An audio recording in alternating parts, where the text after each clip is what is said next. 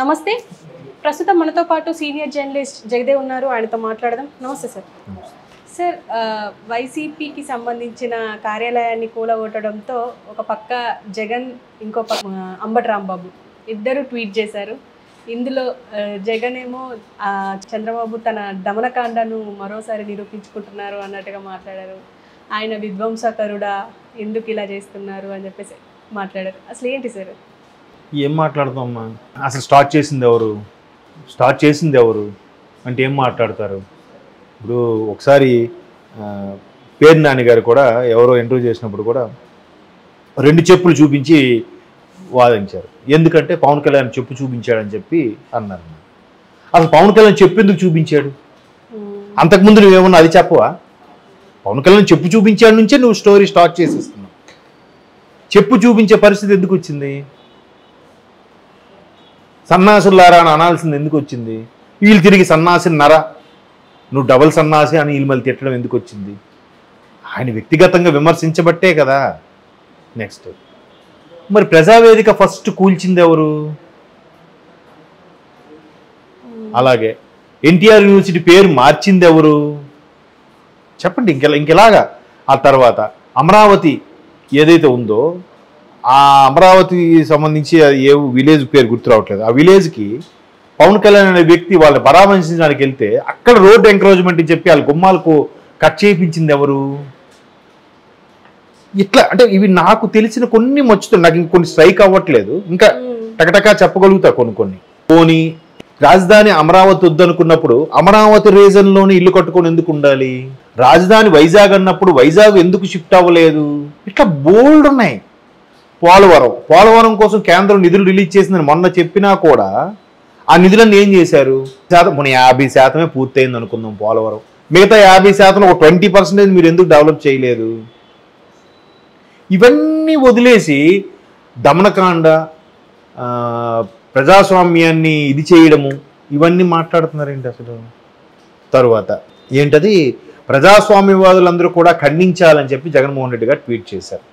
ప్రజాస్వామ్యవాదులు అంటే ఎలాంటి ప్రజాస్వామ్యవాదులు? వీళ్ళలాంటి వాళ్ళు ప్రజాస్వామ్యవాదులు అయితే ఖండిస్తారు. ఇంకెవరు ఎందుకు ఖండించాలి? ఇప్పుడు జగన్మోహన్ రెడ్డి గారు నిజంగా ఆయనకు కూల్చివేసేటట్టుగా ఉంటే ఖచ్చితంగా ఏదో ఒక మిగతా పార్టీలు కూడా ఉన్నాయి కదా రాష్ట్రంలో. కాంగ్రెస్ ఉంది, ఖండించుతుందా? ఎందుకు ఖండించట్లేదు? పోనీ అంతగా విభేదాలు లేవని బీజేపీ ఉంది, బీజేపీ వాళ్ళని ఎవరైనా ఖండించమనండి. లేదు, పక్కన ఉన్న బీఆర్ఎస్ ఉంది, బీఆర్ఎస్ వీళ్ళు ఫ్రెండ్స్ అని కూడా చెప్తుంటారు కదా, మరి వీళ్ళైనా ఖండించవచ్చు కదా. వాళ్ళైనా ఎందుకు ఖండించట్లేదు? మరి అదే చంద్రబాబు నాయుడు గారు అరెస్ట్ అయితే దేశం నలుమూలల నుంచి కూడా అందరూ ముక్తకంఠంతో ఖండించారు కదా. కాశ్మీర్ నుంచి కన్యాకుమారి వరకు ఆ ఫరూక్ అబ్దుల్లా గారి నుంచి ఈ కింద కేరళ రాష్ట్రాల వరకు కూడా అందరూ ఖండించారుగా. ఆ ఏజ్ వ్యక్తిని, ఆ స్థాయి వ్యక్తిని అరెస్ట్ చేయడం సరికాదు, ఆయన తప్పు చేయడం కూడా అన్నారుగా. మరి ఇక్కడ కూలగొడితే ఒక్కరు మాట్లాడరే? ఒకరైనా మాట్లాడాలి కదా. ఎవరు తప్పు అంటారు? ఇప్పుడు కూడా వాళ్ళు కూలగొట్టింది ఏంటి?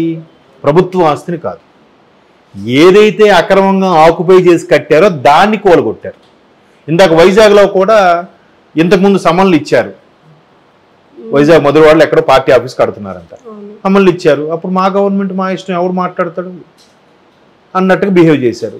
ఇప్పుడు వాళ్ళు మళ్ళీ మీరు ఏదైతే ఆక్యుపై చేసి కట్టారు వెనక్కి తగ్గుతారా లేదా మమ్మల్ని కూల్చేయమంటారని పంపించారు. ఇప్పుడు పంపించినా కూడా రెస్పాండ్ అవ్వరు. ఒకవేళ పంపించి ప్రొక్లైన్తో కూల్చితే దుశ్చర్యలకు పాల్పడ్డారు, దమనకాండకి తెరలేపారు, ప్రజాస్వామ్యం ఉందా, పోలీసులు అసలు ఉన్నారా, జీతాలు తీసుకుంటున్నారా అని ఇవన్నీ మళ్ళీ దాన్ని ఏమంటారంటే ఎవరో వేదాలు వల్లిస్తున్నాయి అన్నట్టుగా మాట్లాడతారు. ఏం మాట్లాడాలి చెప్పండి? గతంలో చేసిన తప్పుల మీద చర్యలు వేస్తే దాన్ని ఏమంటారు, ప్రతీకార చర్యలట, ప్రతీకార దాడులట. ప్రతీకారం వరకు ఎందుకు వచ్చింది? ఇప్పుడు నిన్న ఆయన ప్రమాణ స్వీకారానికి ఆల్ఫాబెట్ ప్రకారం ఆయన పరిస్థితి వరకు వచ్చే ఆగకుండా సరేలే ఆయన వెళ్ళిపోతాడు అంటారు కాబట్టి పంతుల తర్వాత ఆయన ప్రమాణ స్వీకారం చేయించారుగా. మీరేది చేయించుందిరా? మీరు అవకాశం ఇచ్చేవాళ్ళ? ఏముంది, అరే జైల్లో రూమ్ బాగోలేదు పర్యవేక్షణకు మార్చండి అంటే జైల్లో దోమలు కొట్టకపోతే రంభా వరుస కొడతాయని అనలేదా? ఇప్పుడు ఎలా మాట్లాడతారండి? ఎందుకు మాట్లాడతారంటే పార్టీ పరిస్థితి బాగాలేదు, నాయకుల పరిస్థితి అంతకన్నా దారుణంగా ఉంది, అందరికీ కడుపు మంటగా ఉంది. కాకపోతే వేరే పార్టీలోకి వెళ్ళలేక అందులోనే కొనసాగలేక బుర్ర పీక్కుంటూ సరే ఏదో టైం అయింది, మనకి రాజకీయ భవిష్యత్తు శూన్యంలా ఉంది చూస్తుంటే, కాబట్టి ఇందులోనే తాడో పేడో తేల్చుకోవాలని చెప్పి ఒక్కొక్కరుగా బయటకు వస్తున్నారు. ఇంకెంతమంది బయటకు వచ్చారు ఇప్పటికీ? కొడాల నాని గారు, పేరు నాని గారు, రాంబాబు గారు, అమర్నాథ్ గారు, రోజా గారు. ఇంకా మిగతా వాళ్ళు ఎవరు రాలేదేం బయటికి? రారా మిగతా వాళ్ళు? మిగతా వాళ్ళు ఖండించరా? మిగతా వాళ్ళు ఖండించినా వాళ్ళకి వేరే పార్టీలో అవకాశం ఉండొచ్చేమో, ఇప్పుడు కాకపోతే సంవత్సరం తర్వాత అయినా బీజేపీ లాంటి పార్టీల్లో వీళ్ళకి అది కూడా ఉండకపోవచ్చు అని మేబీ తప్పదు అన్నట్టు బయటకు వస్తున్నారా? అర్థమవుతుందా మీకు? సో అలాగా అసలు తెర లేపింది ఎవరు, ఎందుకు అలా చేశారు? మళ్ళీ ఇప్పుడు తప్పు చేసిన వాళ్ళకి శిక్ష విధిస్తే దాన్ని ఏంటంటున్నారు? ప్రతీకార చర్యలు అంటున్నారు. వంశీ గారు ఎక్కడున్నారు? కొల్లమనేని వంశీ గారు ఎక్కడా జాడలేదు. ఇప్పుడు ఎవరికైనా న్యూనతాభావం ఉంటుంది, ఓడిపోయాక కొంత ఇది ఉంటుంది, ఓకే. కానీ వాళ్ళు చేసినవి మర్చిపోయి కొన్ని నెలలు కూడా అవ్వలేదు, అప్పుడే అవన్నీ మర్చిపోయి ట్వీట్లు చేసి ప్రజాస్వామ్యం ఉందా ఉందా ఏమన్నా అంటే ఏం మాట్లాడాలి? ఎలక్షన్ కమిషను డీజీపీకి సిఎస్కి పిలిచి మరీ చేవాట్లు పెట్టింది కదా. పోలింగ్ అయిపోయిన తర్వాత ఇన్ని దాడులు జరుగుతున్నట్టు మీరు ఏం చేస్తున్నారు? మీకు ముందు ఇంటెలిజెన్స్ రిపోర్ట్ రాలేదా? మీకు తెలియదా ఎక్కడే పరిస్థితులు ఉంటాయని? అంత క్లియర్గా కారు అద్దాలు బాలు కొడుతున్నారు, పెట్రోల్ బాంబులు విసురుతున్నారు, ఇళ్లపై దాడులు చేస్తున్నారు, పార్టీ ఆఫీసులు కర్రలతో వీళ్ళు కొడుతున్నారు. మీరు ఇన్ని సీసీ ఫుటేజ్లు చూస్తున్నా కూడా మీరు ఎందుకు ఇది చేయలేదని దాన్ని వదిలేసి సీసీ ఫుటేజ్ ఇచ్చినోడిని పట్టుకోండి ముందనంటే క్లియర్గా ఏవిఎంకి తీసుకెళ్ళి పర్లు కొడితే ఇలా అనుకుంటూ వేలు చూపించుకొని వెళ్ళిపోతుంటే ఆ పోలింగ్ ఏజెంట్లని, ప్రిసైడింగ్ ఆఫీసర్లని వైపు ఇంకా అది వదిలేసి ఎవరిచ్చారు ఆ కెమెరా ఫుటేజ్ అని మాట్లాడుతున్నారు.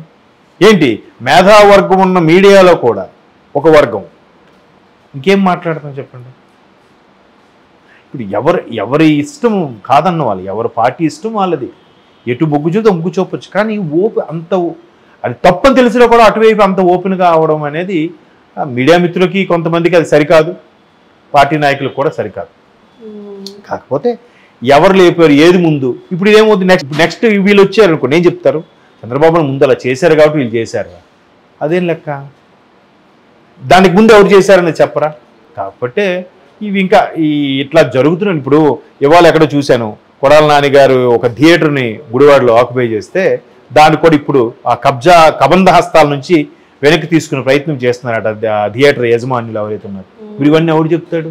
మరి అప్పుడు లేదా ప్రజాస్వామ్యం? కానివ్వండి, ఇంకెలాగ ఎన్ని స్టేట్మెంట్ ఇస్తారో, వీళ్ళు ఏం చేస్తారో, వాళ్ళలాగా వీళ్ళు ఆలోచిస్తే పరిస్థితి ఇంకోలా ఉంటుంది కదా.